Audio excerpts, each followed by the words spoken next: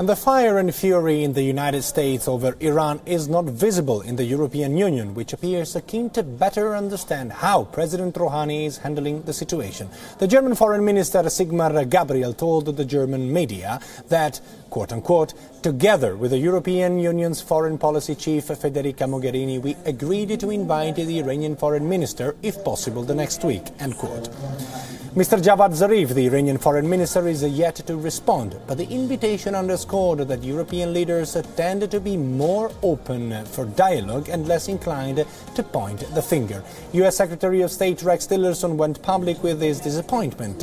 He said, "I was disappointed that the European Union had not taken a more definitive stance in supporting those voices in the country that are calling for reforms," end quote.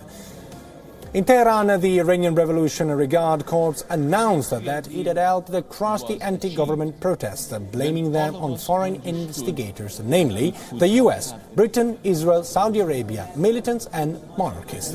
Foreign Minister added also his voice to the claims of foreign interference. He said, and here we quote him, "No country can create a secure environment for itself at the expense of creating insecurity among its neighbors," end quote. The CIA chief, Mike Pompeo, said the administration was solidly behind the protesters while rejecting Tehran's claims that Washington was inciting the mobs in the streets directly. It appears that what began as a subtle effort by Iran's hardliners to undercut the moderate President Rouhani through street protest over inflation backfired and went out of control. There are currently no reports of any new protest, but the fate of the hundreds of jailed protesters remains unknown.